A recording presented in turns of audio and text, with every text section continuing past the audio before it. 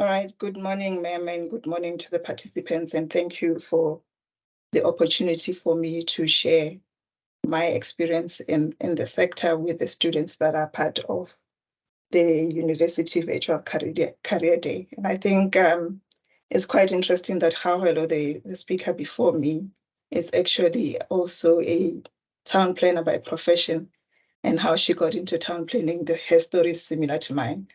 But in the interest of time, I will not go deeper into it.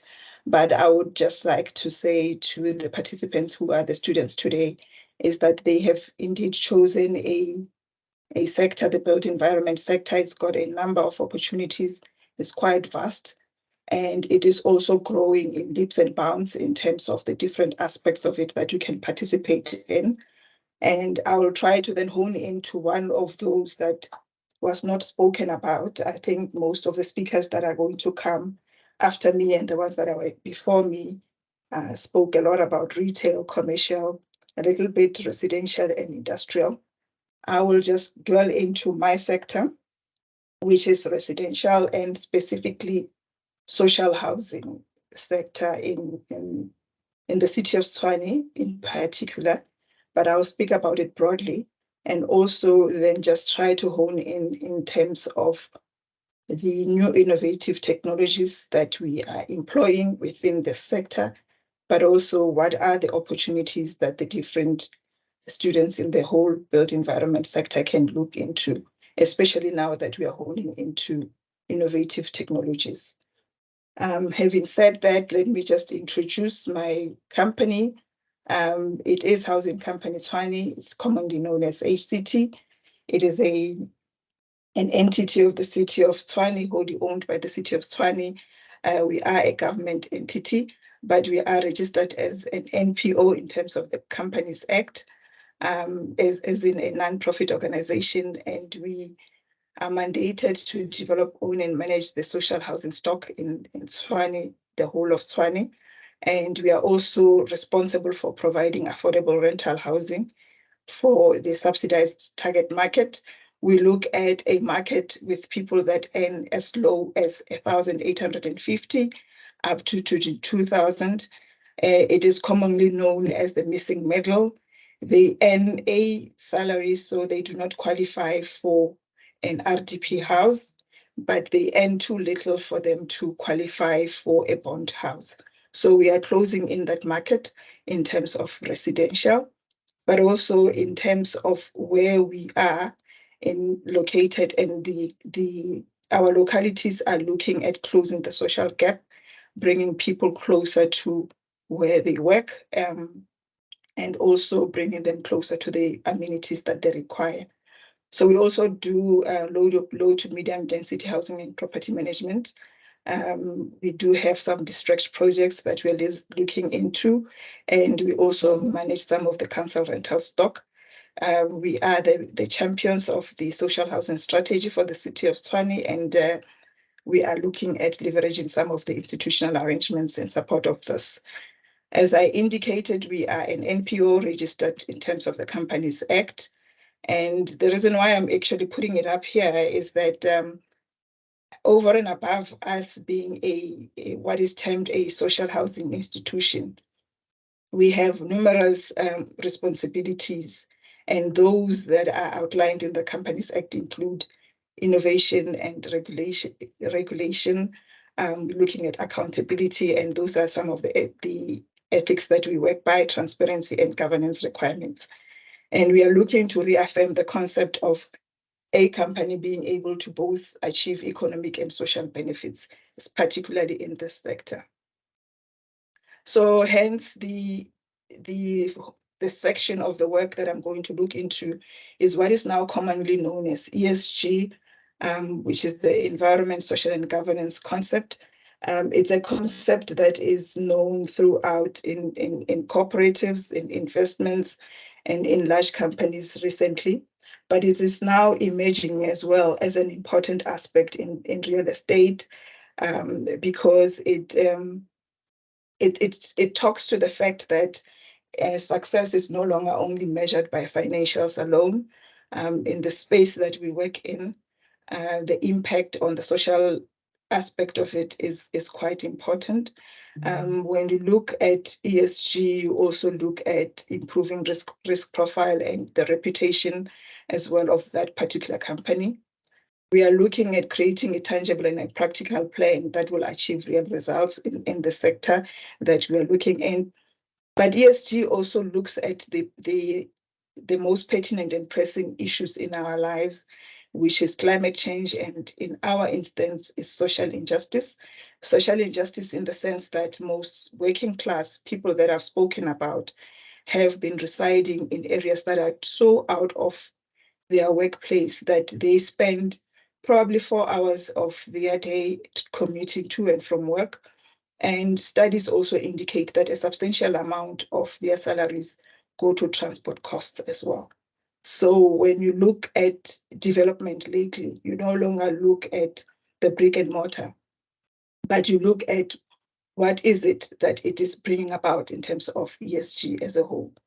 So we look at all the stages of the property's life cycle, at due diligence stage and acquisition stage.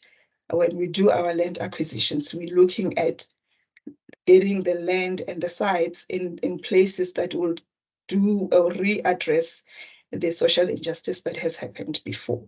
And we are saying you should be able to be a person that earns as little as 1,850, but be located in the center of a city in a very comfortable and also a decent space where you can be able to raise your children and also contribute to society positively. So at design stage as well, we are incorporating some of the most important aspects in terms of the green buildings. What is it that we require when we design is that we use as much natural light as possible. We are also looking at a design that will also talk to reducing your carbon footprint in terms of the use of materials that we're choosing as well, and the construction methods that we look at to also talk to the environment part of it. But also as you go into the latter part of asset management, we're also looking at ESG as a concept. So essentially, we are saying you can embed these principles from a business and you bring it into sustainable innovation and create green buildings.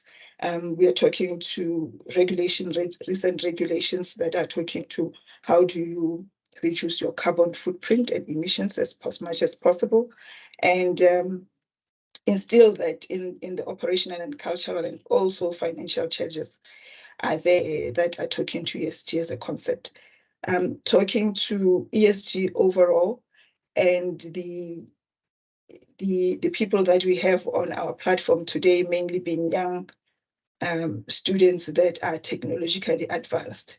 You can then use what we normally say is a pastime of students, the love for technology as well as innovation, and you incorporate it into your career in the built environment space with achieving the ESG goals.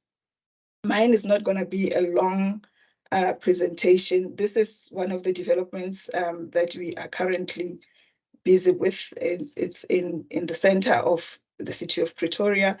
Those who are familiar with Pretoria is actually in Matabane. You would see to the right there, that is where Matabane is. So essentially this project here, it is incorporating what I've just spoken about in terms of looking at the social part of it. Maybe to also backtrack to talk on investment as well. Most of the companies that you would have that are listed as property investors are looking at investing in sections or property development initiatives that talk to ESG. And the reason that would be is that they would want to be what we term responsible investors, because they are looking into all the principles of corporate social investment. So it is also one of those important aspects that you can utilize if you are looking for investment, that your property talks to the issues that I've just spoken about. So to just take you through some of the initiatives that in terms of the environment, in the ESG concept, we utilizing heat pumps. The heat pumps are mainly to reduce the energy consumption of a site. The site has a total of 1,200 units. You can imagine that if we were to have 1,200 geysers installed, the impact that it will have in terms of energy consumption and consequently the impact it has on the environment. In terms of the design, we've used a design where we use a lot of natural light, especially just to try to limit the use of electricity as well. And there is, every block has got access to nature in terms of a small little playground and a park that is designated to those blocks. In total, we've got 22 blocks. Water is recycled. The grey water system is utilized for irrigation of our gardens. And we, as I indicated, that in terms of energy performance of our buildings, we're trying to reduce our costs. As a social housing institution, and our rental being regulated, the profit margins are very low. So if you want to be able to be sustainable as well financially, you need to look at the best ways that you can reduce your operational costs. Waste is recycled at source. We do have our refuge huts where we involve the community as well in terms of the sorting and the recycling as well. It's incorporated back into our operational costs that helps us with reducing the costs as I've indicated before. To me, as a trained town planner, and also over the years having worked for different institutions that look at property management as well as property development. Over the years, I've worked for development corporations. I've worked for companies like the DBSA, where we also look at the finance side of things. I've also worked for consulting companies, mainly for town planning, as well as municipalities in the town planning space. This next session on social is actually a new area of interest that I've recently actually entered into and I'm beginning to enjoy. And I thought it's important that we also indicate to some of the students that might be interested in the social aspect of the built environment as well. These properties that we look into, I've just shared with you just one of the developments that we are developing and managing as well, but we look at them throughout the city of Tshwane as indicated. And as a town planner, for example, when you're doing your due diligence and site acquisition, you can look at a locality that will contribute to the social issues, that we bring communities closer to work, but we also bring them closer to social amenities and all other aspects that we have in your traditional CBDs, or what we used to term your traditional towns. Most importantly as well, these localities, they do reduce traveling time. They contribute to less emissions, indirectly to the environment to a less extent, but there is some contribution that you will be part of. Such developments also look at integrated facilities. We do offer playgrounds. We do have food gardens there. We've got social facilities, you've got your creches and your community halls. These are the things that are looking at re-establishing communities and creating social cohesion in our developments, or what we normally call schemes. But also there is a local participation in terms of construction and the management aspect of this development and the scheme. So that also just brings back the social element of it. The governance concept is mainly in how the organization is being run, an NPO with a board of directors that is responsible and also has a social and ethics committee and any other committee, FinRisk and everything else that is adhering to Kin 4 concepts as well. To bring it back home, who can participate in a concept like ESG within social housing concept sector, and in the space that I work in. I've listed the ones that have come to my mind, and most of the, as well as I think Hawalo spoke to this, and Pumi to a certain extent. And there was also a question in the chat box. Town planners, most definitely, at the beginning of due diligence and when we're doing our site acquisitions, but also as you do your normal approvals for your prior to you being able to start your development. Your town planners will be involved there with your rezonings and your township establishments and any other approvals that you require from the municipalities. Your architects and your QS, I've put them together to say at design stage, you'll be able to talk to especially the environment part of it, but also the social aspects of it. If you will then become aware of the fact that in this type of schemes, we are creating communities. We are not only providing housing, but we are also creating communities. So your design will talk to that concept as well.